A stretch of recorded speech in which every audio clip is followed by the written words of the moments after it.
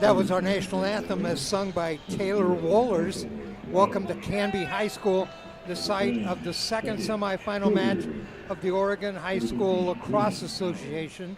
The first match was won by West Lynn over Lake Ridge 17-4. This is the second semifinal, and it will feature the Jesuit Crusaders and the Grant Generals. Hi everybody, I'm Dave Hall. I'll be doing the play-by-play. Working with me tonight, my broadcast partner, Dave Sanford. And Dave, that first game, not so close, 17-4. We're expecting maybe a closer game here, Jesuit and Grant. This should be a pretty interesting game. When you get this far deep into the season, how much your seniors want it sometimes determines the outcome of the game as much as the talent you put on the field. Grant has a huge senior class that has played together for over 10 years. On the other hand, Jesuit's team, star-studded, full of Division I commits, all-state and all-American players. There is a lot of talent on the field for this next game. You know, I heard some of the coaches talking beforehand, and one of them I heard him say, Jesuit's probably the number 1 ranked team in the state. If their JV played, they'd probably be ranked number 2.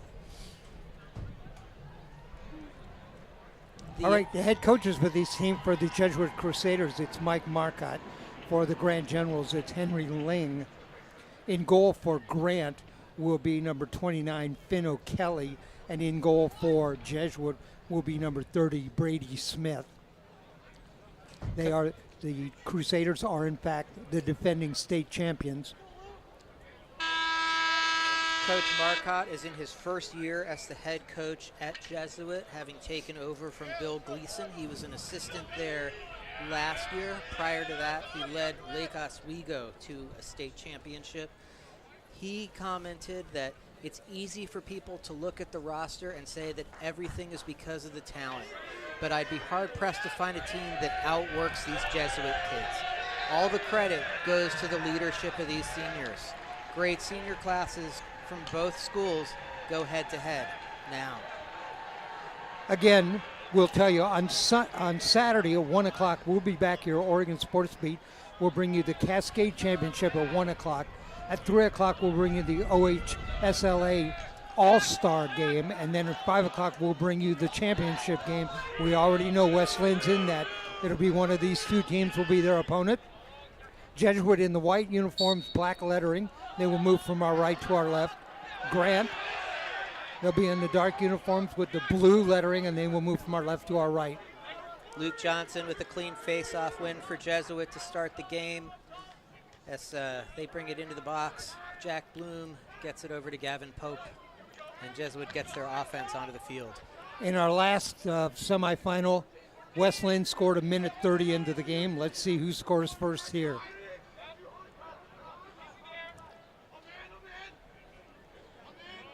Jesuit with the ball on the outside. Number 2, that's Christian Buck.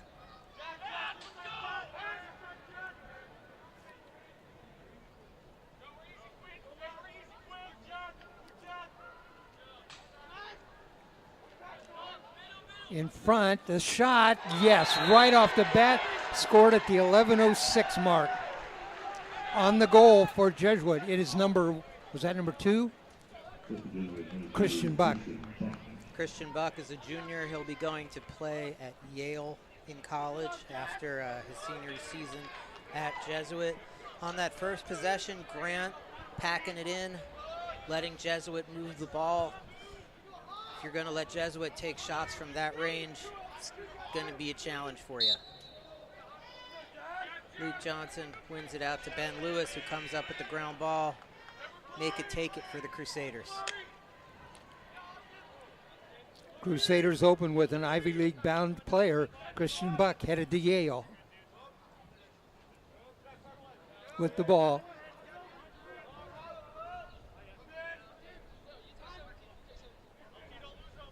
Number 1, that's Jack Duncan Bloom. Crusaders back behind the net. 4 12-minute periods here.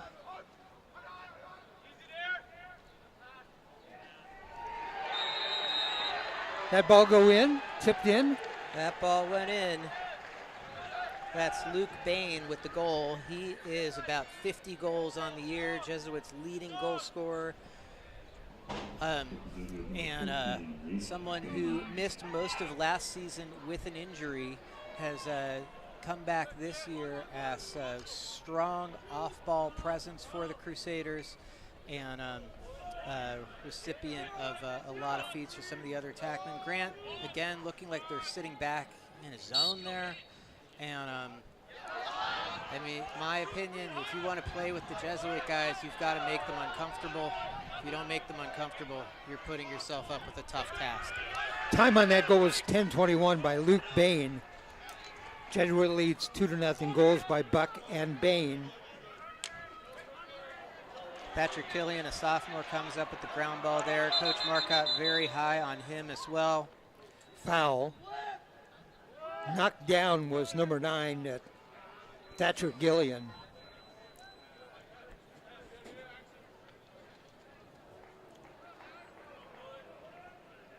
It's a push call coming up against Grant.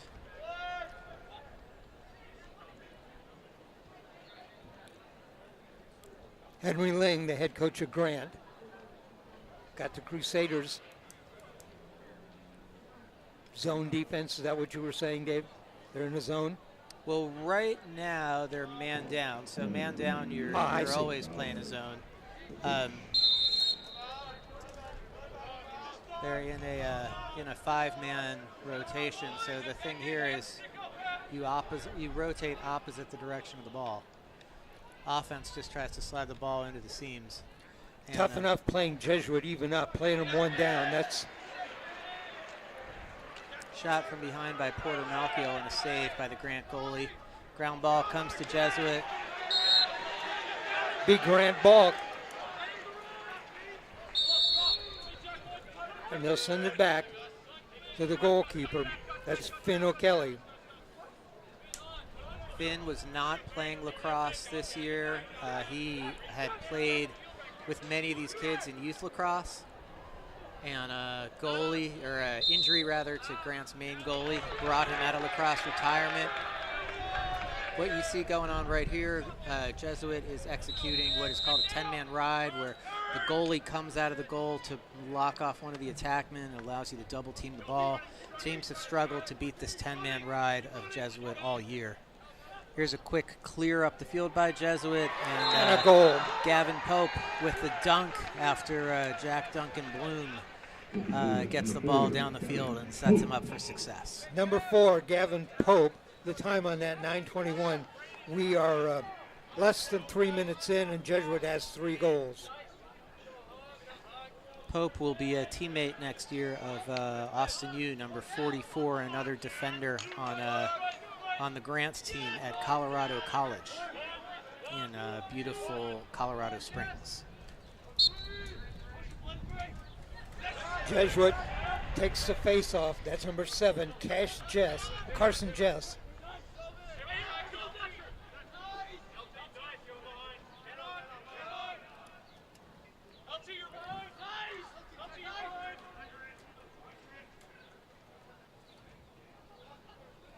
Three to nothing Jesuit, first period.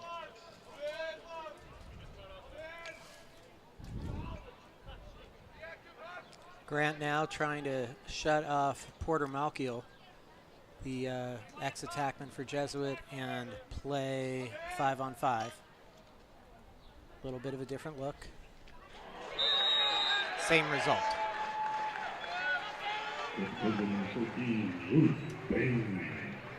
Another goal by number 14, Luke Bain. That's his second. Time on that goal, 8:36.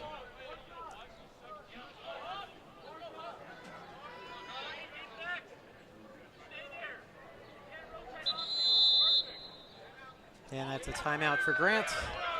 Generals want to talk this one over. We're 8:36 left to go in the first period. Our score, Jesuit 4, Grant nothing. What are we seeing, Dave? We're seeing Jesuit control every face-off, have great discipline and stick work with the ball, and finish their shots. They had one situation where Grant succeeded in making them a little bit uncomfortable, which led to a turnover. Other than that, they've been pretty seamless on the offensive end. They've also hustled on the ground balls and on the ride when they did have the opportunity to ride. Grant has really strong players on their attack line. It's going to be a challenge for them to see those players engaged in the game and touching the ball.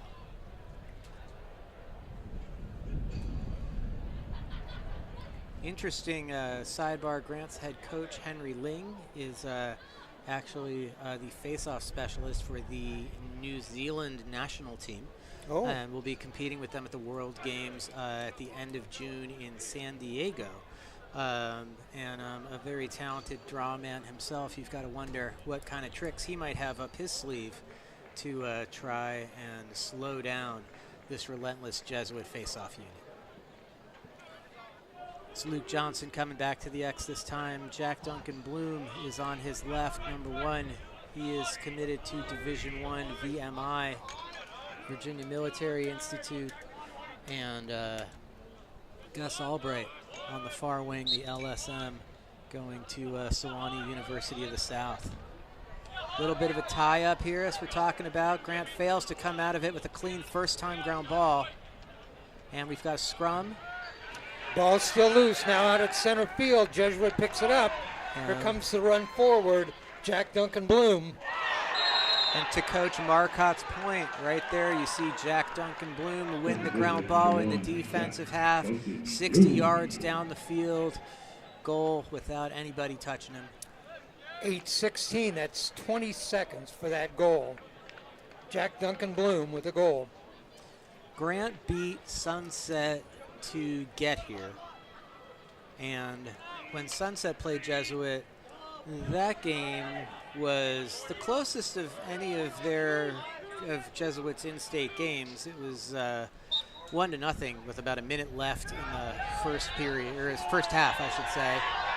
And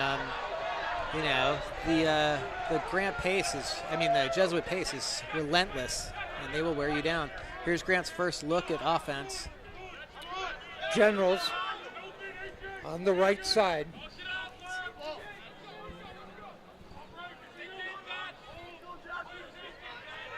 Generals out on top. In front of us, number 19, Liam Thompson.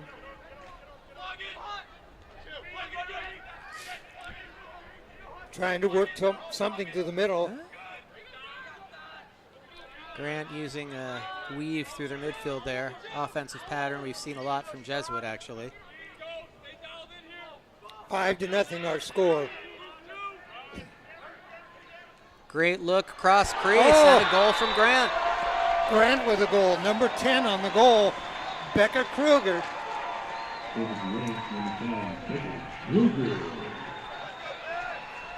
Time on that, 7:15. Beckett is a sophomore. His older brother is a senior on this team. Natural lefty, son of Keith Kroger, who was one of the founders of Eastside Portland Lacrosse. His brother's number 15, Sully Kruger. A great first possession for the Grant Generals. They're just going to need to have more of them. Straight ahead, quickly. Oh my goodness. 1, 2, 3. Bill Schonley used to say bingo, bango, bongo. That goal, number 14, Luke Bain. Luke Johnson to Porter Malchiel to Luke Bain on the finish. I want you to think about this. We are 5 minutes into the game. Luke Bain has a hat trick. And the ball has been in his stick probably for a total of about 15 seconds. Wow. 6-1. Bain scoring at 7:07.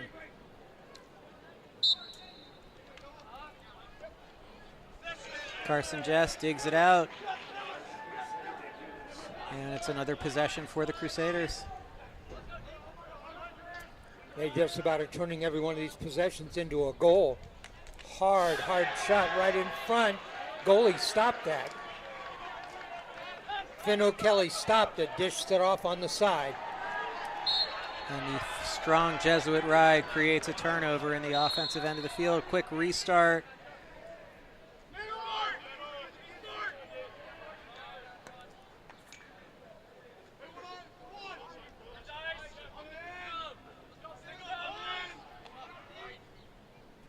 Bain walking right in front of the net in the middle. Shot from the outside, deflected to the right.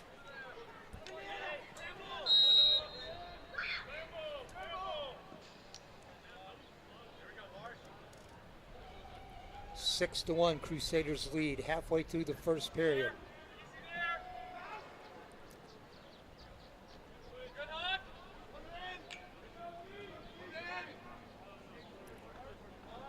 Christian Buck. There's Bain again on a shot. That one deflected. Finn Kelly's going to come all the way out.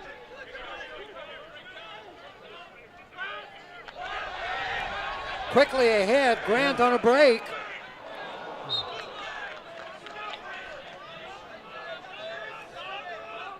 Jackson Schlicker shooting over the goal there with a good opportunity. Grant got quickly ahead that time, but shot the ball over.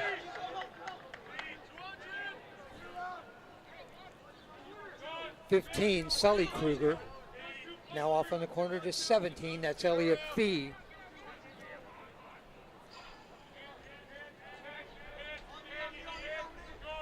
Elliot Fee is another future Ivy Leaguer, Dartmouth bound.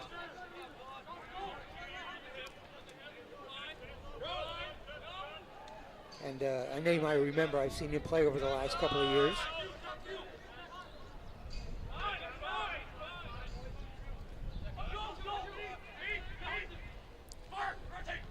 Pushed off the ball that time.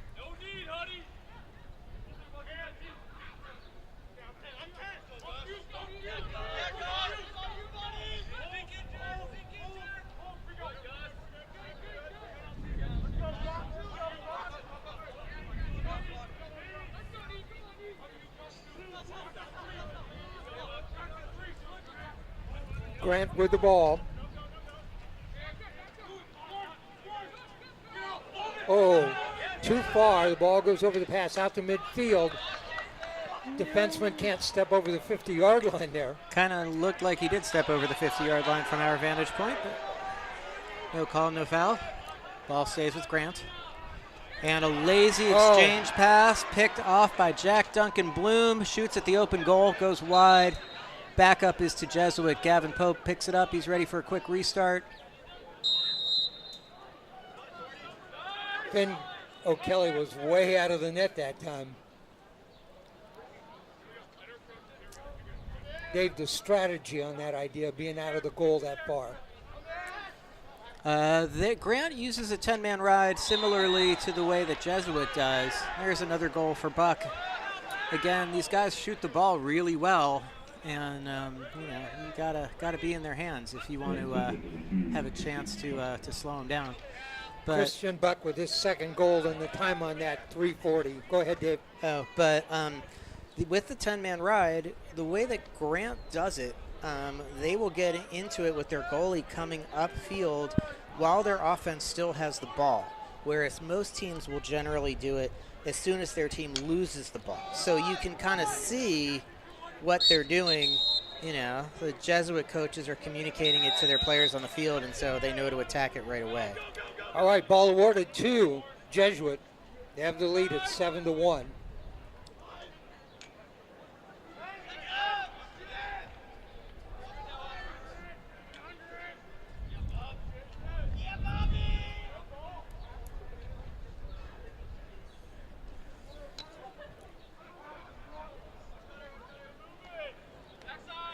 Jesuit moves the ball back out.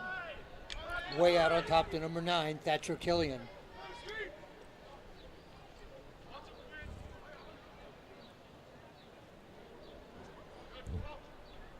With the shot. Goes in the net. I believe that's Killian, isn't it? Number 9? I looked away for a second. I'm not going to lie. Yep, number 9, Thatcher Killian. Time on that goal, 2:57.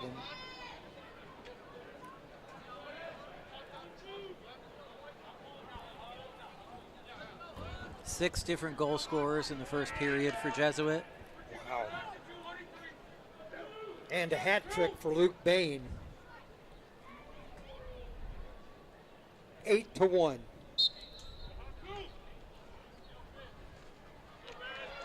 Clean face-off win for Carson Jess and a ground ball for Ben Lewis. Lewis. He gets to the middle of the field and he scores unassisted. A rush down the left side, curve towards the middle, right in front of the goal and put it in.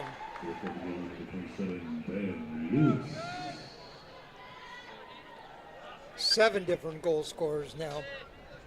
Number 27, Ben Lewis. Time on that, 2:43. That's 14 seconds after the last goal. Yikes.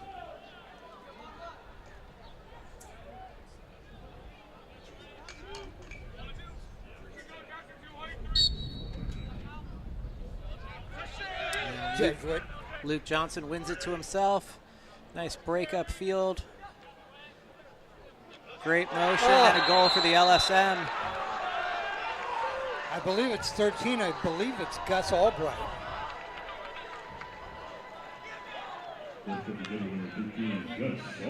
Yes, it is.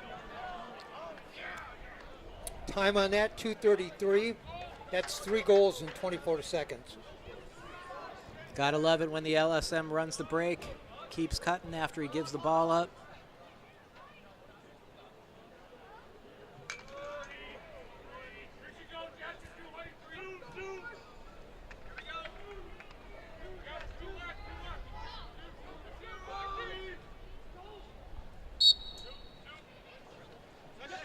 And Carson just controls. Into Porter Malkiel. 8 different goal scorers now. Bain with 3. That's your 10 goals. 10-1 our score. 2:15 still left here in the first period.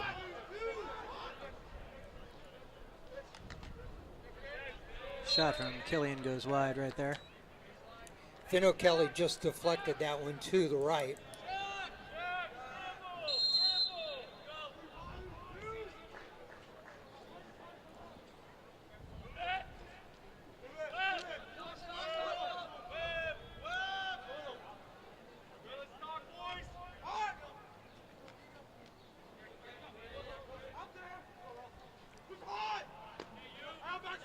Crusaders still with the ball, 1:40 left to go here in the first.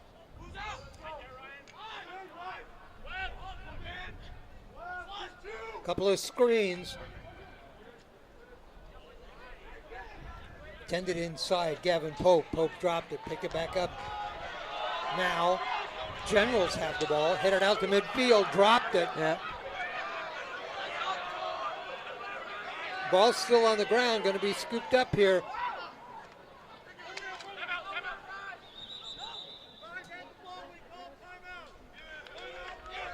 Timeout on the field.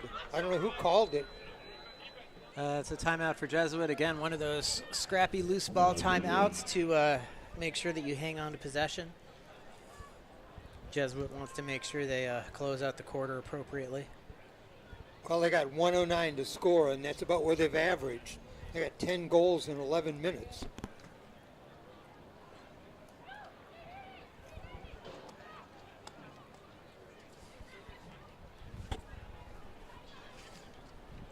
A very impressive start to the game from Jesuit.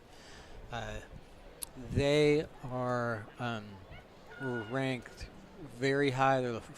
According to the LAX numbers, which are our power rankings, they're the number 4 team in the Western United States. For comparison, the next highest ranked team from Oregon is West Lynn at number 36. Yikes. Jesuit's record is 16-3. Those 3 losses came during a intense spring break road trip when they played 5 games in 7 days in California and Texas against tough competition. And they took some lumps during those games. Some of their guys got pretty run down, but they have come back and continued to fight and outwork their competition the way through the Oregon season, and definitely look to be primed to repeat as state champions. There's something to be said for playing tough teams early.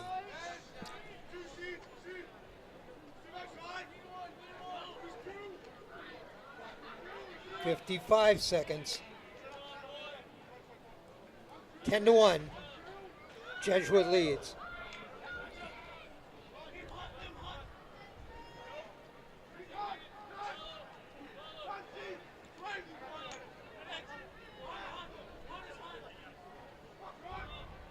Kristen Buck, number 2. We look up at the clock, 30 seconds.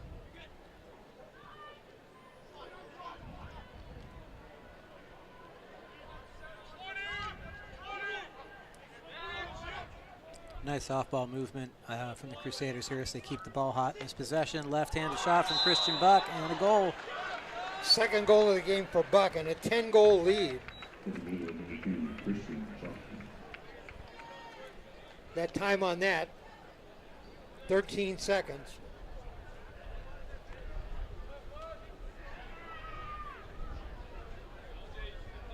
"12 goals here in the first period.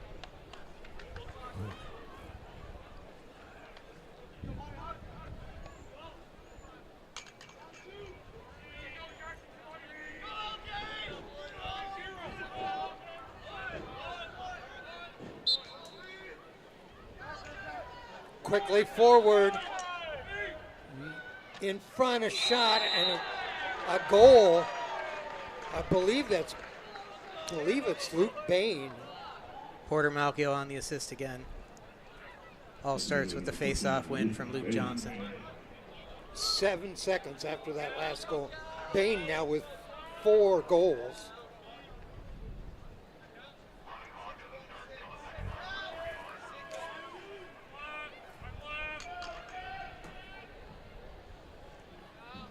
Bain does a good job of just camping in front of the goal.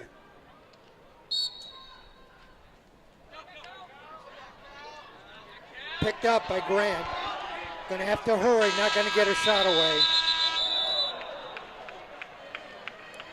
That is the end of the first period. Our score after one, it is Jesuit 12, Grant 1.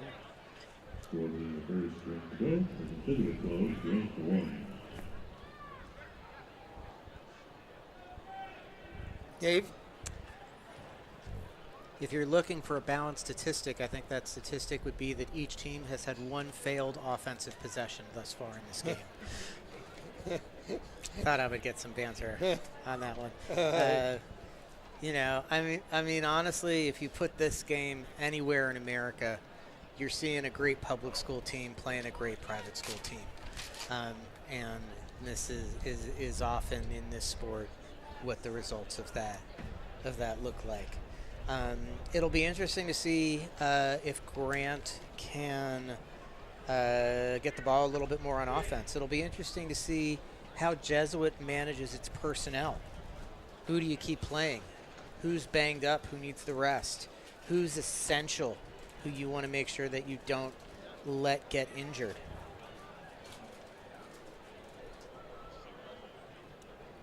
Yeah, I know. I'm filling out my rosters this morning. Jesuit is the only one that needed more than one page on their roster. Yeah, I mean, Jesuit's roster is, you know, they have probably 40 guys on their varsity team, and they're really 40 guys on their varsity team. You know, most of these other schools in Oregon high school lacrosse, there's, you know, rarely more than 15 guys that are getting on the field for any substantial period of time. What it looks like to me is of those 40 players that Jesuit has, all 40 are players. Yeah, I mean, some of it kind of goes back to if you were with us in the last game and you heard Nolan Lawler talking about the difference of his experience at prep school back east, you know, where everybody on the team is a baller. You know, that's kind of their culture, and it goes along with, you know, their hardest games are very, very likely their practices. 12 seconds in, another goal for Jesuit. Luke Bain, and that's his fourth goal. 13-1.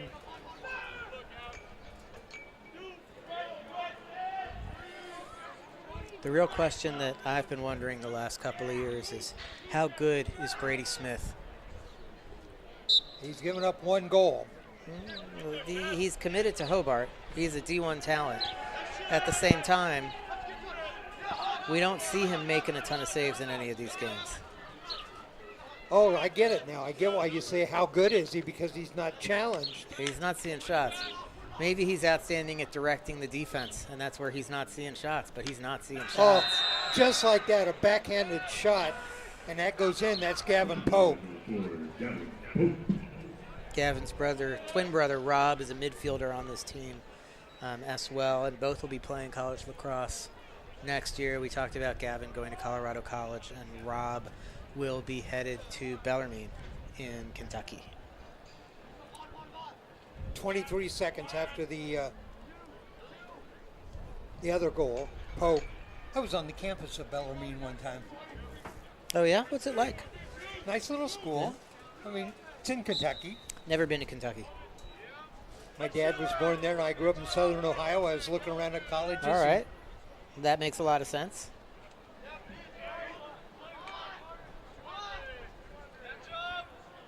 I even looked at Transylvania College. Did you know there's one of those? I did. In fact, there is a player named TJ Toivonen from who I coached back in my Sherwood coaching days. Was like one of the best players all time in the history of that program, and is currently there as an assistant coach. I believe he set a NCAA D3 record for caused turnovers. Apologies if I got that stat wrong. Kind of going off of memory because I didn't plan on that coming up. Their merch is outstanding. You know, they're the bats, obviously. And I looked all around. I wound up going to a little college in Iowa, Westmore College, where I played baseball. Jesuit with the ball.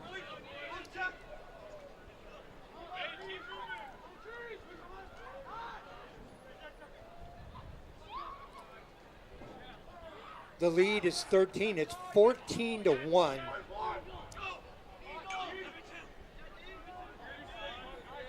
Yeah.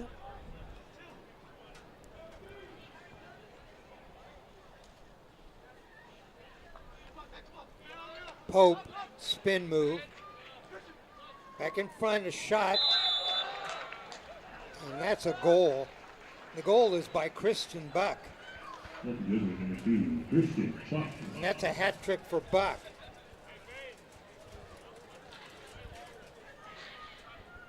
So hat trick for Buck, 4 goals for Luke Bain.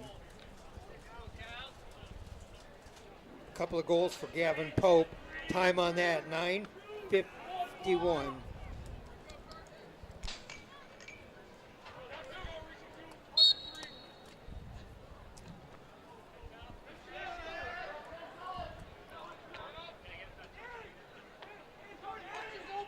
Jesuit right back on the attack. Moving from left to right.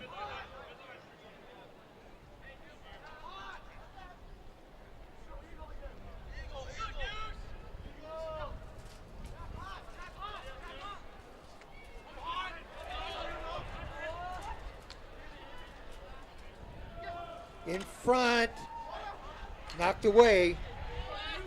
That ball just kind of skids on the ground forward. Jesuit's going to pick it up. Good hustle by Grant there, but they cannot contain the loose ball.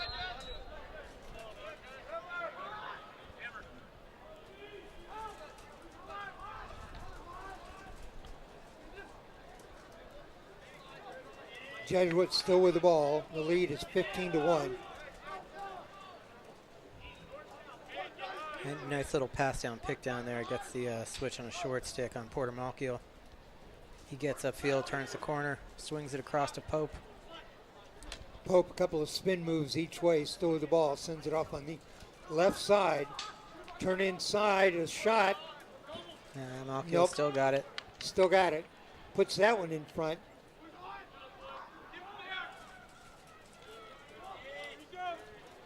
There's a shot.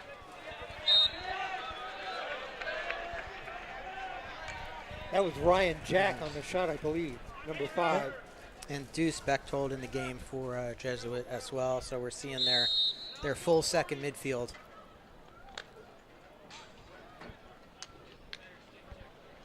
Talented sophomores.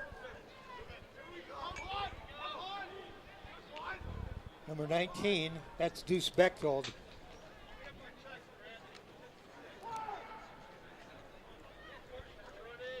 Got to sneak around, see if we can get that in the corner. Nope, sends it back out on top.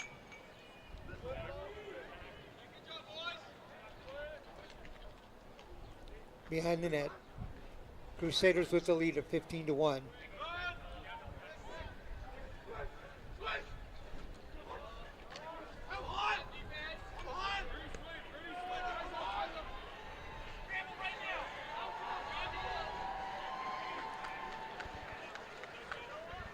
Peter Malkiel with the ball, number 23. Dunked it in front. Shot by Bain goes wide that time. Malkiel will follow in his father's footsteps and attend Princeton when he is done at Jesuit. He's a committed junior.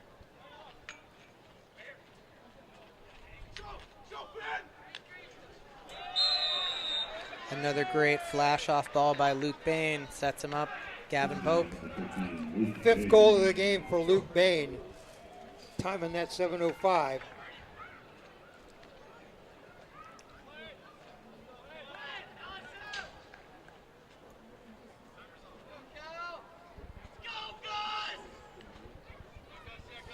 And Porter Malkiel out of the game. Brady Bain, number 3, now in on attack for Jesuit.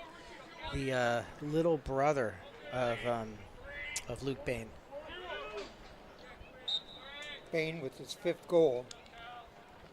16-1. 7:01 left in the first half. More of a Grant. battle on the face-off, and Grant comes up with it this time.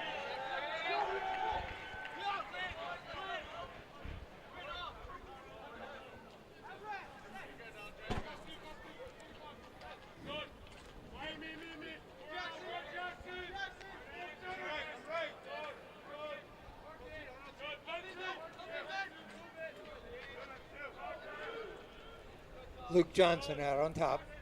I'm sorry. 15 is Sully Kruger.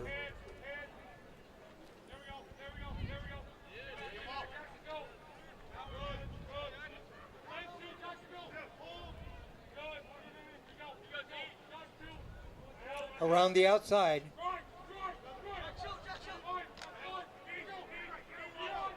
Jesuit defense doing a good job of sealing everything off inside. Can't get a shot away. So they'll go back behind the net.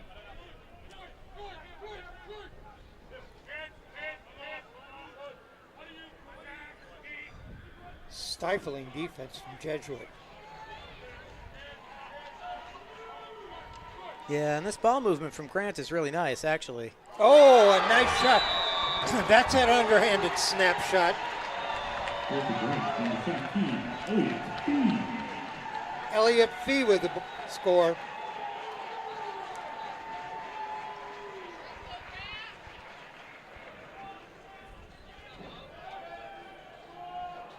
Time on that, 5:37. The more that Grant can get the ball to him with his hands free, the better. In our first game, you were talking about if you're going to shoot it underhand, you had to snap it. He did that time. Yep.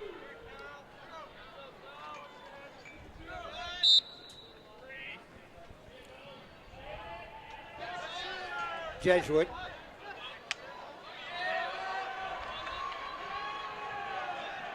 Scoop that up.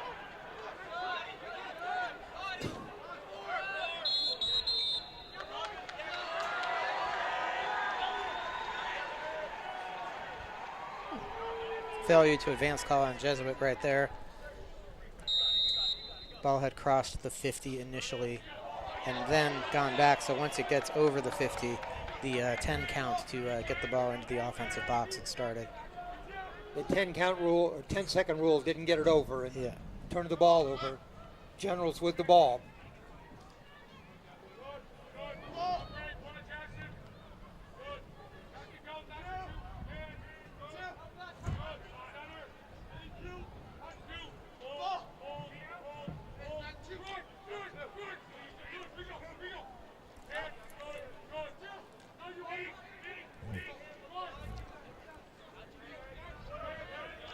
General's looking for another score. Elliott Fee got the last one.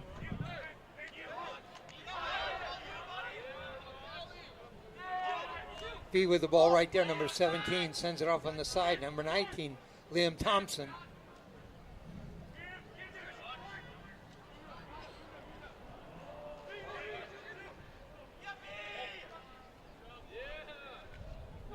The shot. Nice save by Brady Smith. Smith with the save on the shot by Fee.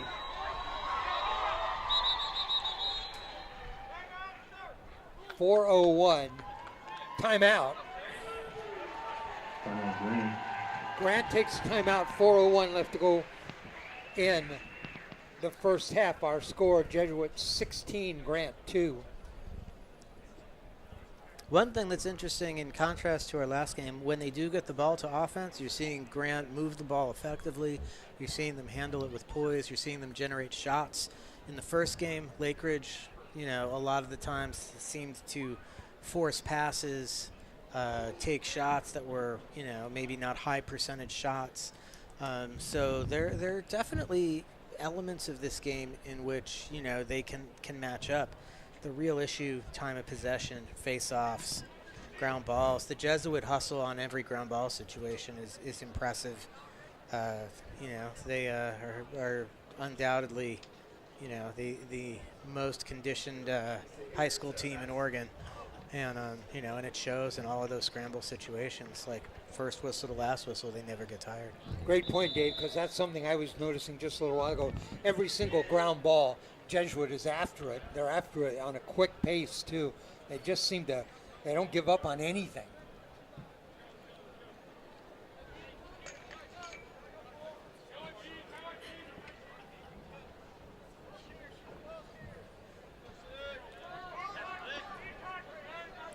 All right, back underway. Under 4 minutes now. Well, that timeout didn't quite go the way Grant would have liked, I don't think. Lose the ball. Jesuit comes up with it. Quick takeaway there by Gus Albright.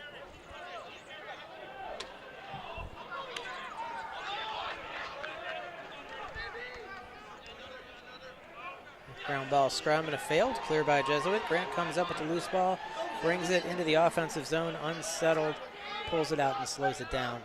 Thought they were going to get a shot away there, and they did not. Good job getting back on defense that time for Jesuit.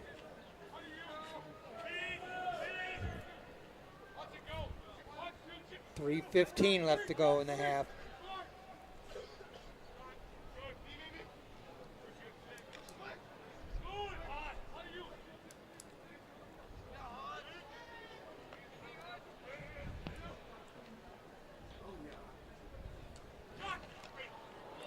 Brady Smith in there in goal. He's given up 2.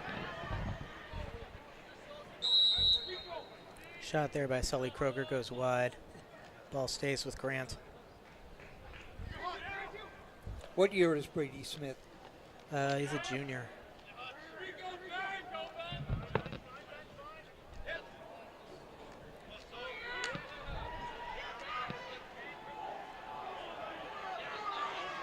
And a takeaway by Jesuit, and here they come in transition. Thatcher Killian.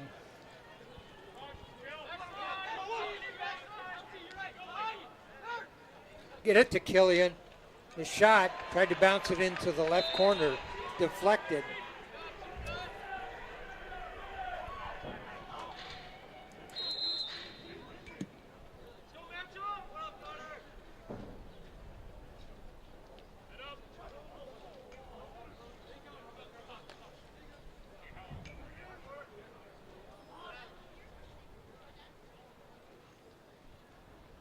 Killian back behind the net.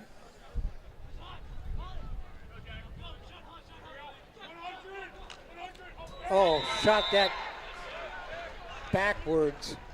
Moving to the left, shot it to the right. Jack Duncan Bloom. Time on that, 1:53. That goal coming lefty with his offhand, and great quick release. Second goal of the game for Jack Duncan Bloom.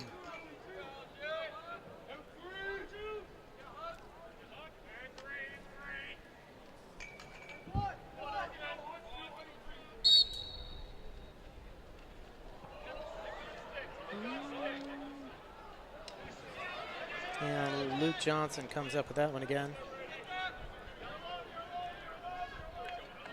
Scooped up by Jesuit.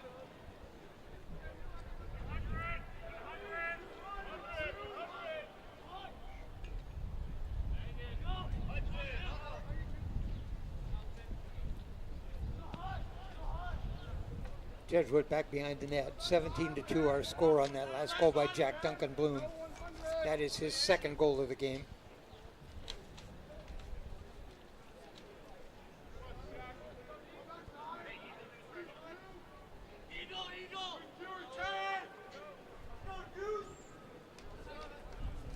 Thatcher Killian moves forward.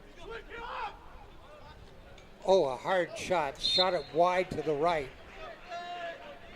Christian Buck. I'm sorry, that was Gavin Pope, number 4.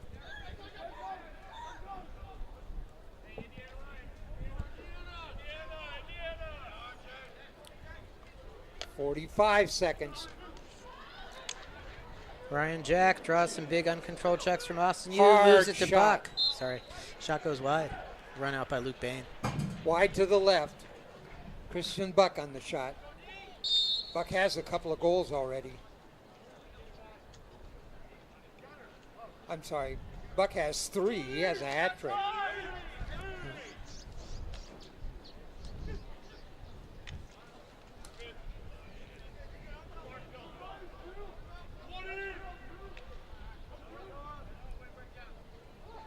Spin move by Buck. Still with the ball. 13 seconds.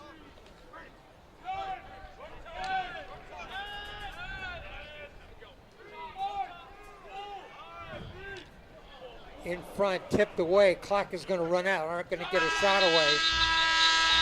That is the end of the half. Our score at halftime, it is Jesuit 17, Grant 2.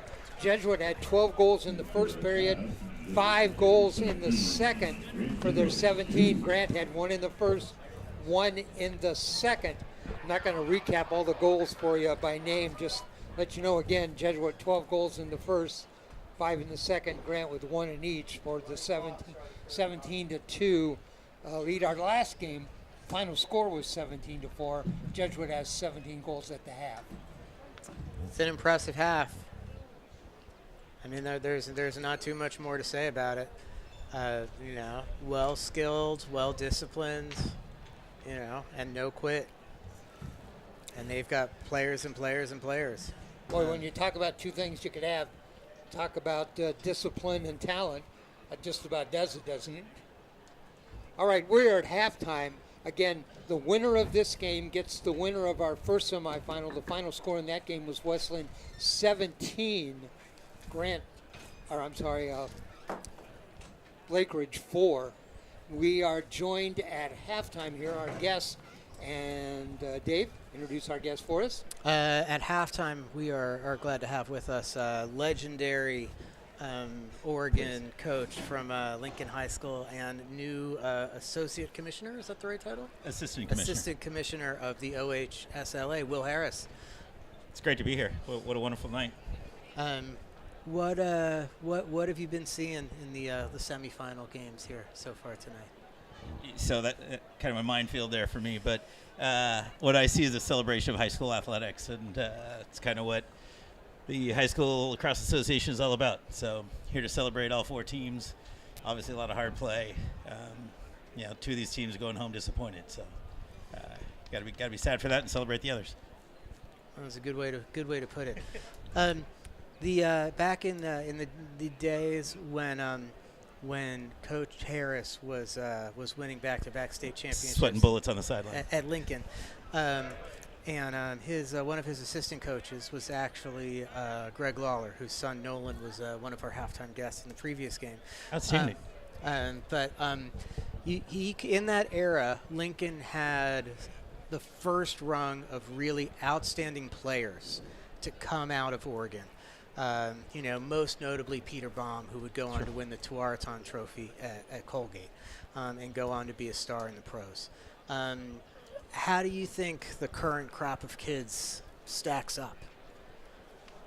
I think we were talking about this earlier this afternoon. It's a really hard comparison to make, and I think it's the era you live in, right? If you played with Dick Butkiss, you think he was the hardest hitter that ever played football. If you played with Ray Lewis, you think he is. I got to go with my guys. I'm a homer. I'm going with Pete Baum and Henry Schoonmaker and Aaron Prosser and Patrick Rogers, Michael Marcotte, who happens to be on the other side of the sideline here. But watching these guys play, it's hard to compare. You think about what some of our Oregon alumni have done with Hanley and Slusher and Zappatello. It's undeniable that we're producing some really elite players, making impacts at the NCAA highest levels and into the pros, as you mentioned. So. It's tough comparison, but I'm a homer. Totally. It's really funny to mention those kids in that way, and I think about a Sunset versus Lincoln 7-8 lacrosse game which I believe you were coaching the Lincoln team and I was coaching the Sunset team, and Alex Slusher, who would go on to be a star at Princeton, was playing for Lincoln at the time, and he was guarded by Ajax Zappatello. Goes way back. What do you see on the horizon in terms of growth or hopes for OHSLA going forward? So I think that's one of the things that I'm really interested in. It's one of the reasons I joined the board. I think, we've all come through some tough times, whether it's COVID or whether it's going back to concussion impacts or, kids having different things to do these days in a way they didn't before. I really want to look at growth and do what we can as the OHSLA as a body to help programs be sustainable. I think, at one point we had 50 programs and we're down into the low 40s now, and it's tough for programs out there. And here we're seeing 4 programs at the epitome of success, all doing really well. What can we do for the other 36, 38 programs to make sure that they're developing? And I think the OHSLA has a primary role in making that happen. So for growth, I mean, if it's my dream, I want to see a 3-4 lacrosse program in every geographic quadrant of the state. I want to see clusters of programs that support each other in the deep, southeast of the state of Oregon, outside the Portland hub and outside of Eugene even. So what can we do, and who's going to do that? And I think the OHSLA has a role in that, including working with Oregon Youth Lacrosse, because that's where it's got to start. Coach, a couple of weeks ago, we do besides doing these games, we do Sports Beat TV, and we did a show here about a month ago, and we did it with Paul Schlesinger. Oh yeah. And Paul, of course, has been the commissioner the last 8 years. We questioned Paul. He's leaving, I think, in a couple of weeks, somewhere around there. We asked him, is he going to miss it? And he said no. He said it was a difficult job. It's a thankless job. It's a difficult job. He did say, I think he did use the word thankless. Yep. You are an assistant commissioner. What's the future? Who's going to be the new commissioner? Do you know that yet? And then what's that commissioner going to do going forward? We don't know that yet, and that's a charge of ours in the near term as we, prepare for the end of the season and Paul's departure. We want it to be a transparent process. I think one of the problems the league has is that we got a lot of programs doing things, and they're not really aware of who the OHSLA is. And we want our decision-making to be transparent, inclusive.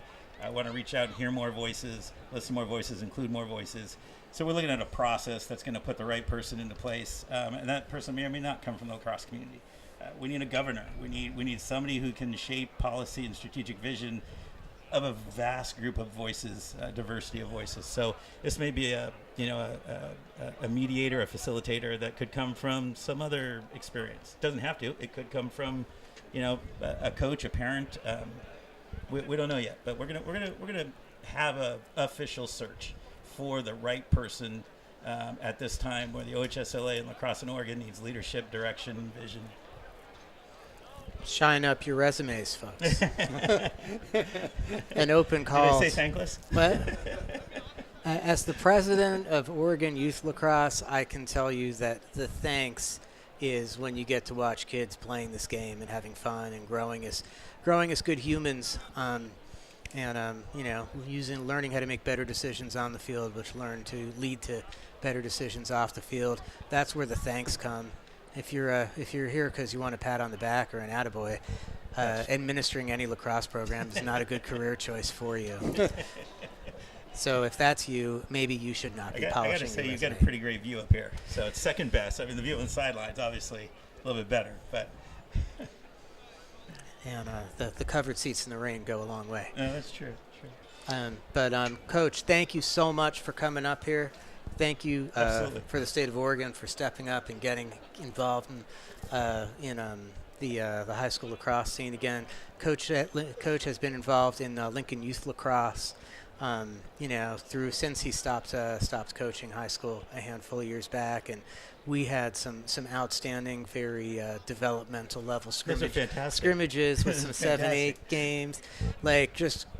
Not the pretty lacrosse you're watching here, but somebody one by one, and no one's really sure who. So David's graciously not talking about what a poor ref I am. But not like I was any better. But just again, like seeing the kids have that fun. That's where the thanks comes in, and being able to be a part of it. So yeah, thank you, and best of luck to you in the future of OHSLA. Thank you. All right, we're at halftime. We're getting ready to start the second half. Our score here at halftime in OHSLA semifinal action, it is Jesuit 17, Grant 2. Again, the winner of this game will get the West Lynn. That'll be Saturday night. Now, we'll bring you 3 games on Saturday. 1 o'clock we'll have the Cascade Championship. 3 o'clock we'll have the OHSLA All-Star game, and at 5 o'clock the championship game. It looks to be like it will be West Lynn and probably Jesuit holding us.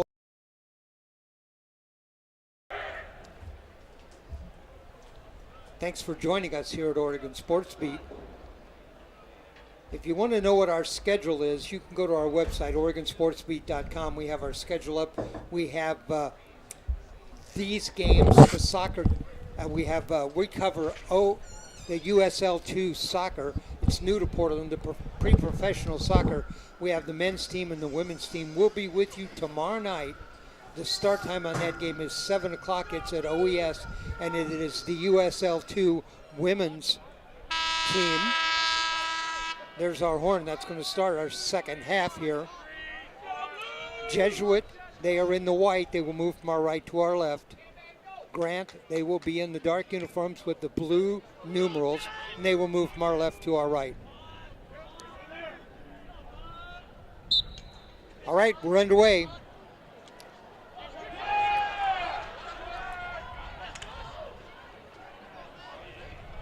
Jesuit scored less than a minute into the first half.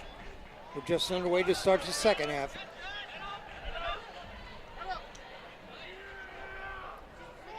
Crusaders in front. A shot, skips that one. Stop. Finn O'Kelly, the goalie, takes his stick and holds it up in the air. Happy to make a stop to start.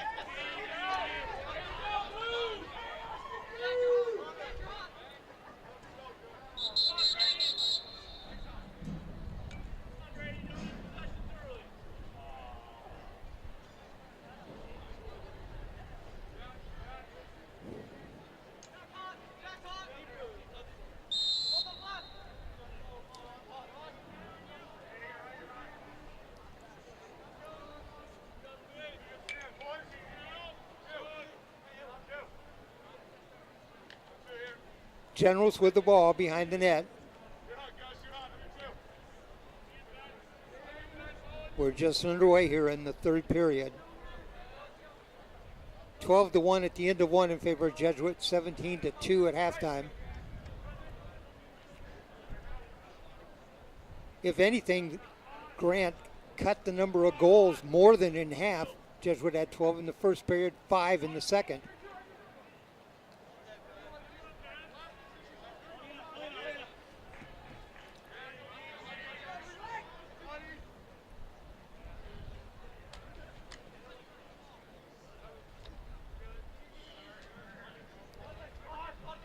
Generals have burned up a minute and a half here with possession of the ball.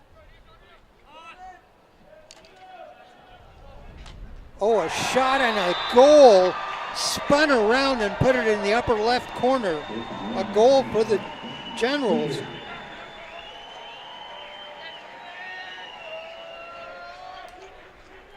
(17-3). That was number 25 on the goal. Jackson Schlicker.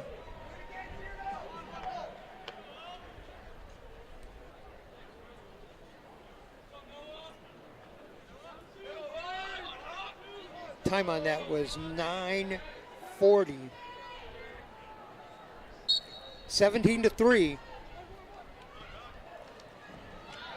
Interestingly enough, our score in the first game, the game won by Westland over Lakeridge, was 17-4. That was the final score. We're 17-3 now. Generals with the ball again.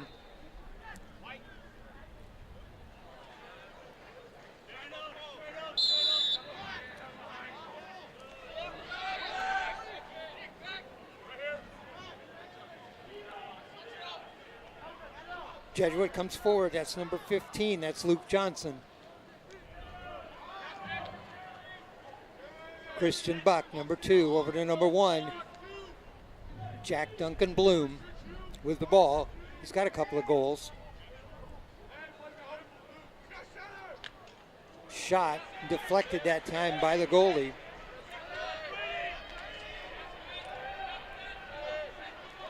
Finn Kelly in net for Grant. Braden Smith in goal for Jesuit. Crusaders with the ball.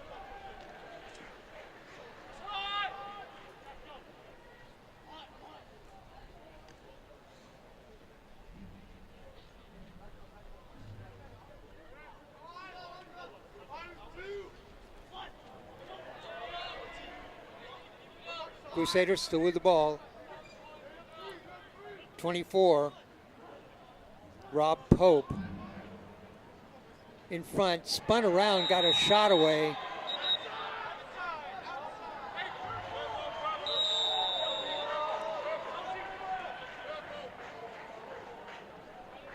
Kelly comes up with that ball. He's going to come forward.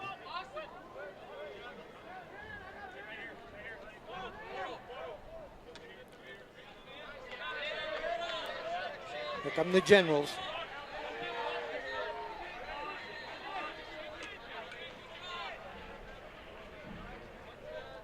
Generals had a goal in the first, a goal in the second. Now they got the first goal here in the third.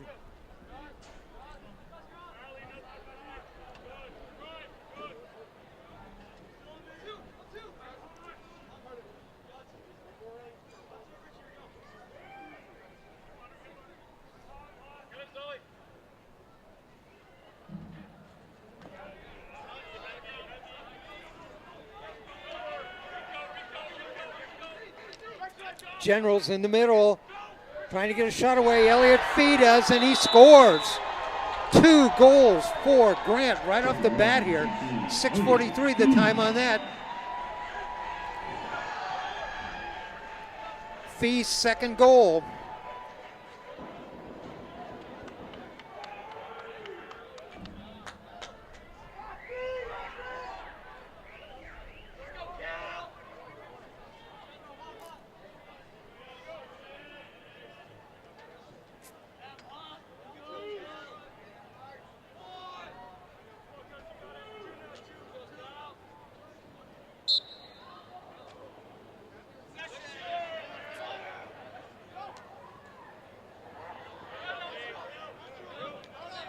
So 17-4 our score. Down 17-2. Generals come out and get 2 goals here in the third to start off. 17-4 our score.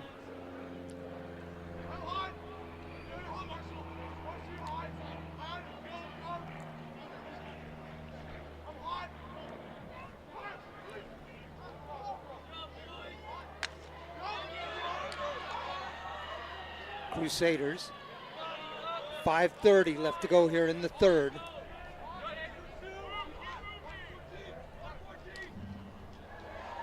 And a goal. Jesuit goal. That goal by number 14, Luke Bain. Time on that 5:08. And that is Bain's 6th goal of the game.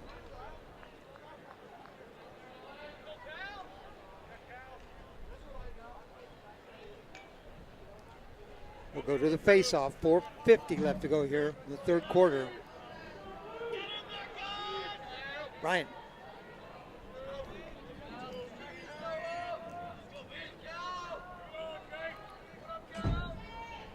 (18-4) our score. Face-off coming up. That was the 6th goal of the game for Bain. Time on that 5:08.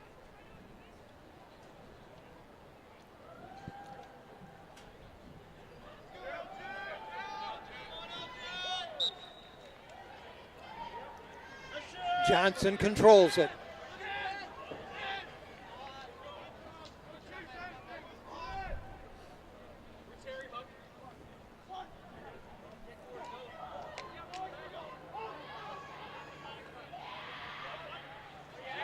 Ground ball for Austin Yu.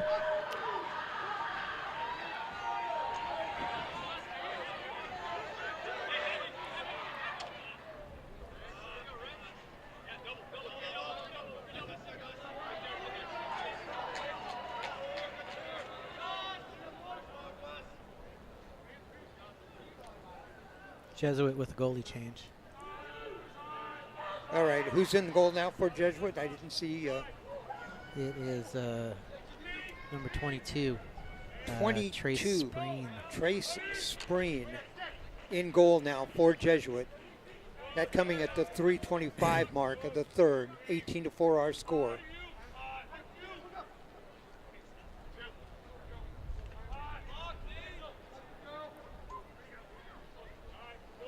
Generals have outscored the Crusaders here in the third, 2-1. In front, a shot and a goal.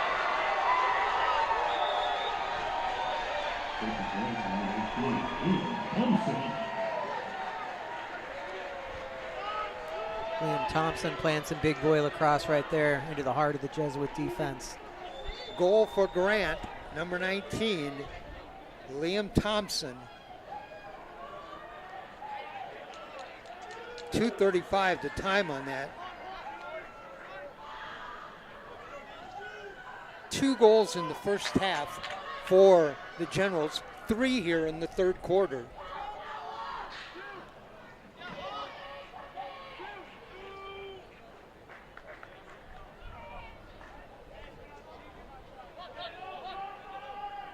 Face-off violation on Grant, and Jesuit will get a chance to play some offense here. Thatcher Killian brings it forward, number 9.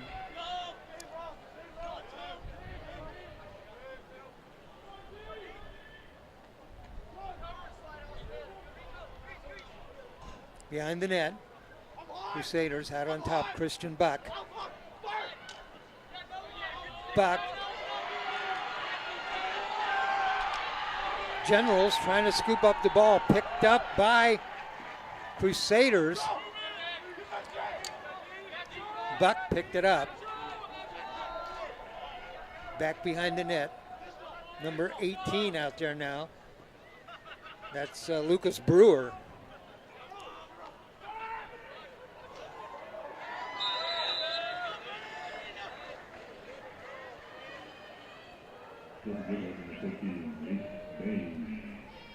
All right, the goal for Jesuit.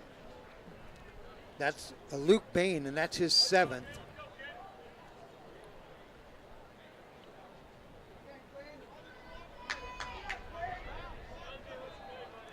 That coming in 1 minute.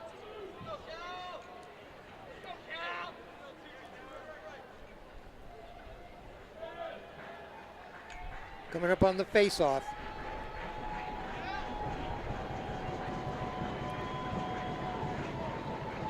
Fans are still very much into this game. You can't really see it from the camera angle, but the stands below us are packed. Probably a couple thousand people here. Ready for the face-off. 19-5, Jesuit leads.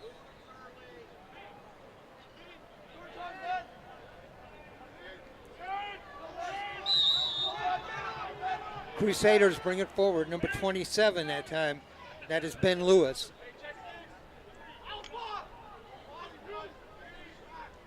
Jack Duncan Bloom. There's the horn. That is the end of the third. Our score here at the end of 3. It is Jesuit 19, Grant 5. Generals outscore the Crusaders 3-2 in the third.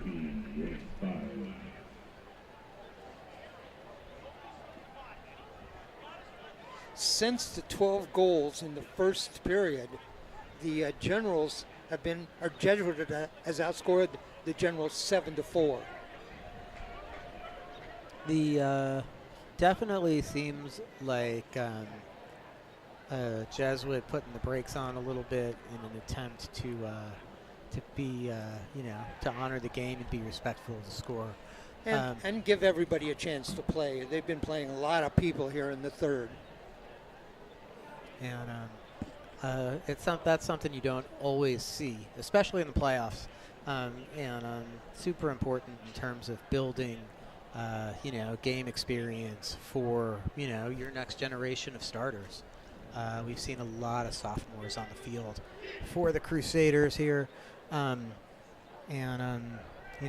second half going quickly as we were in running time with a goal differential greater than 12. But you see in the Jesuit team, even with, as they get further into their bench, a very well-oiled machine, good stick work, good disciplined players who understand their roles and their schemes and how to play as part of a team. Jesuit on their backup goalie, Trace Spreen. He came in about the middle of the third.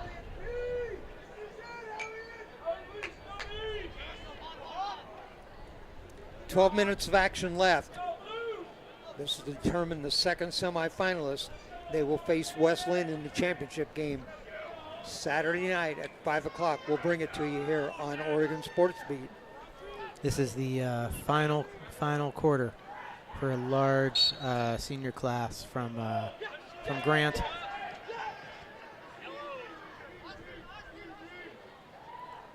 Have to appreciate their hustle.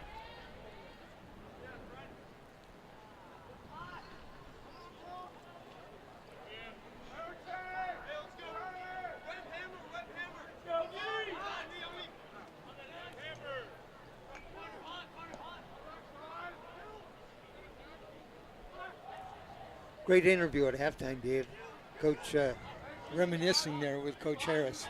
We got some pretty funny ones that we could go back to. Some are more suitable for broadcast than others, but he is definitely much like the coaches of West Lynn and Lake Ridge. One of the real early originators of the sport here, and it's great that he is still involved and stepping up, really paying attention not to just the top 10% of players, but really trying to grow the game. There's a goal for Jesuit.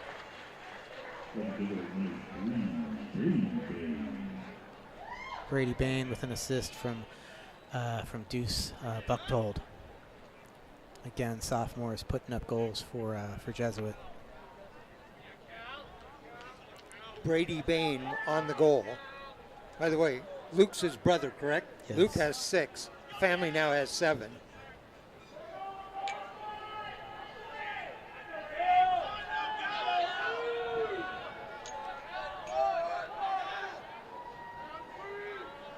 (20-5) our score.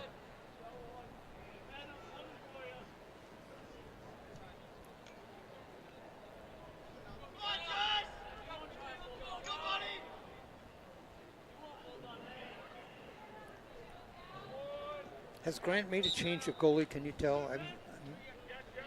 I do not believe so. Okay. Still Finn O'Kelly.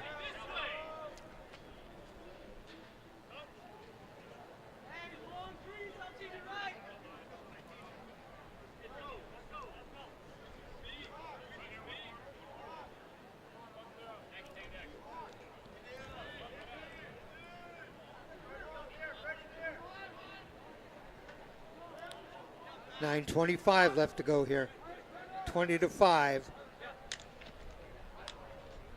Shot deflected. Yep, that still is O'Kelly in goal.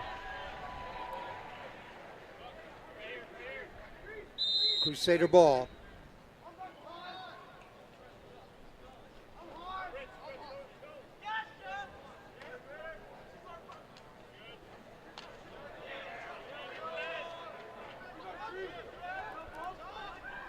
Back behind the net. Now out on top. That's number 12. That's Mickey Malkiel. Mackey, I'm sorry. it's the younger brother of attackman Porter Malkiel. Oh.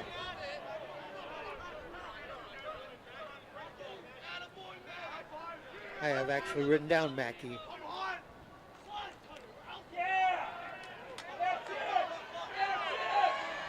Oh.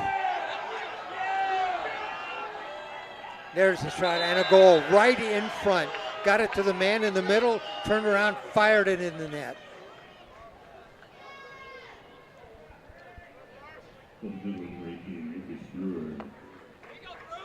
Lucas Brewer on the goal.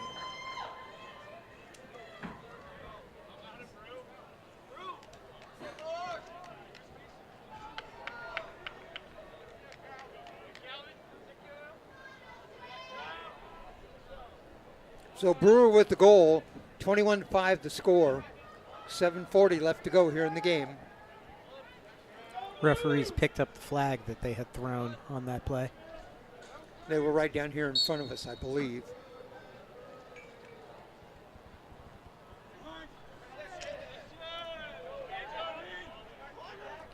Spreen, the goalie, sends it forward. Trace Spreen replaced Braden Smith.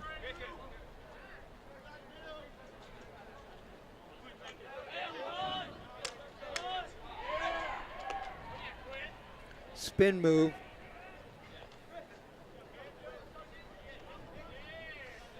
Number 6 for Jesuit, that's Fritz Scheffler.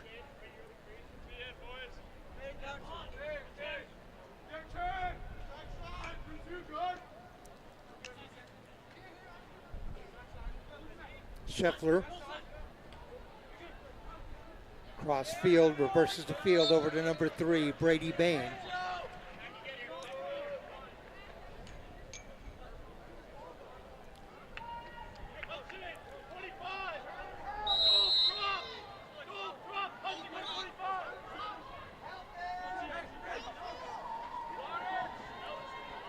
Generals. Long pass down. Still with the ball.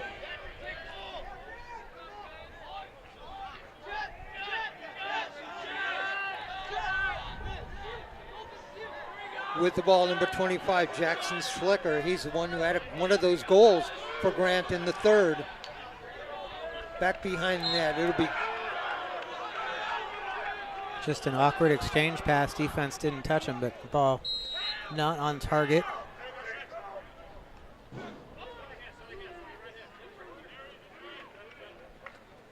Crusaders.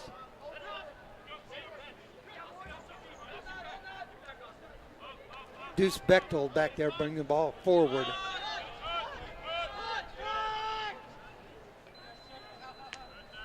Thatcher Killian, number 9. Mackie McKeel right down below us with the ball.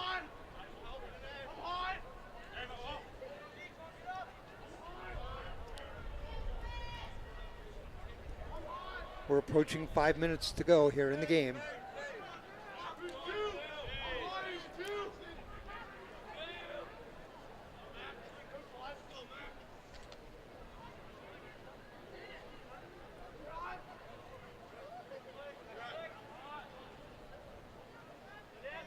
Back there, 19, that is Deuce Bechtold.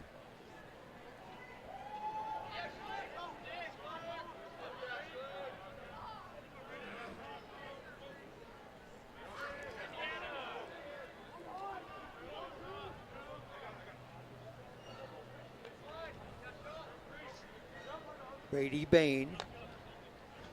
Out to 18. Lucas Brewer. Brewer had that last goal.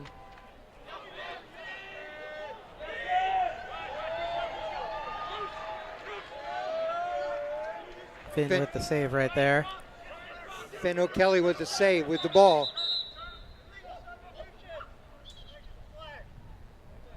There's a flag. Right at midfield. What's that flag for? Illegal substitution was the call. Ah, okay. And not entirely, I didn't see what happened. But in playoff games, like in college games, we have a fourth official whose job it is just to be managing the box and all those players running in and out. And somebody came too early, presumably, and we'll get Grant on a man-up opportunity with about 3 minutes and 30 seconds remaining in the game. Thrown at the 50-yard line with the ball. 3:15 left to go in the game.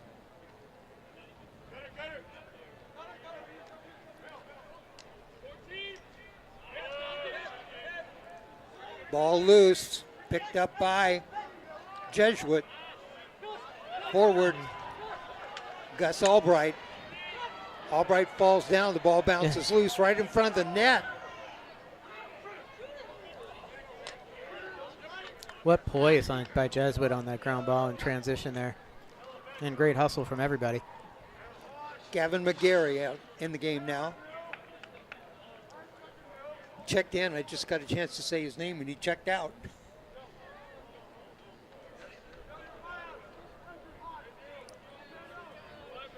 .229 left to go here in the game. Jesuit with the ball, with the lead, 21-5.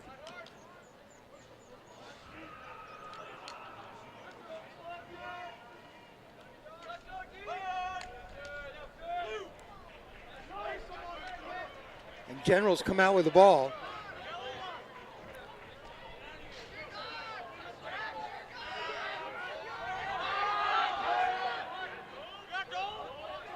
still with the ball. We're under 2 minutes.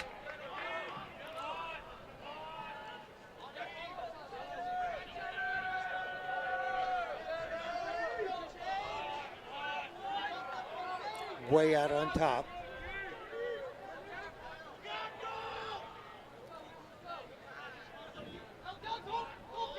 Minute 30 left to go.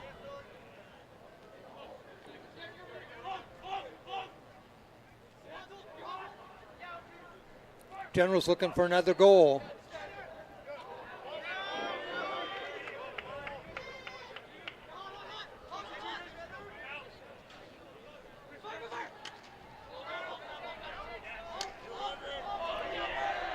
Ball loose, picked back up. Kids are all still playing hard. Boy, lots of collision there. Shot. That was a quick move that time by Elliot Fee and made a shot, didn't go. Yeah, Fee really wanted that one, but great effort. Shot not not on the target he was going for though. Yeah, you're right, Dave. He really wanted that one. Yep. Grant guys playing their hearts out to the end. 30 seconds. They've played together for a long time.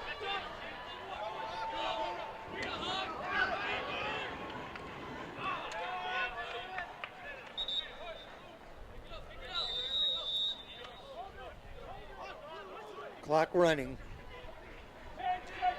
10 seconds. Still on the move. Fee wants to take another shot, does. Blocked. There's the horn.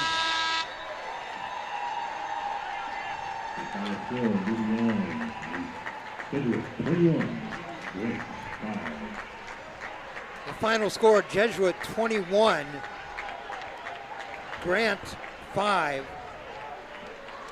Think of that. Let me break that down quarter by quarter. Jesuit 12-1 at the end of one, 17-2 at the end of the half. It was 19-5 at the end of three and 21-5 for our final. That means in the second half, Jesuit scored 4 goals. Grant scored 3 after the 17-2 halftime. So much better effort by Grant in the second half. Only lost that half by a goal, 4-3. But the final score, it is Jesuit 21, Grant 5. And that means our showdown Saturday night at 5 o'clock for the OHSLA championship will be West Lynn and Jesuit. Face-offs will be important in that game. The question of whether West Lynn can manage to control any of those face-offs can get Johnson and Carson Jess off of their game. Ball control, it's definitely, kind of proven that, if Jesuit doesn't have the ball the whole time, they're not going to put up 12 goals in a quarter. If they do have the ball the whole time, no one has really succeeded in stopping them.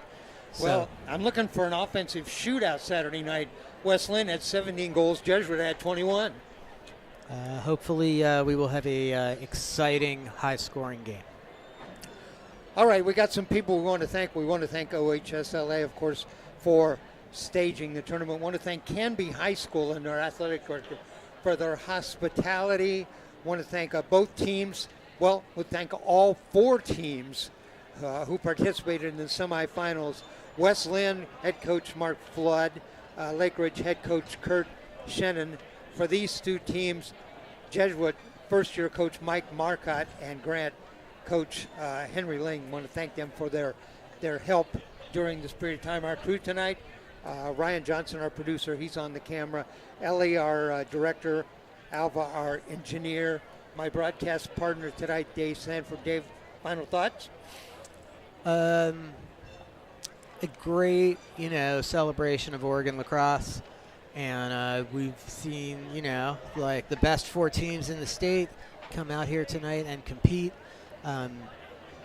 We hope that the levels between 1, 2, 3, and 4, and 5 and 6 and 7 and 8 come a little closer as as the sport continues to grow here.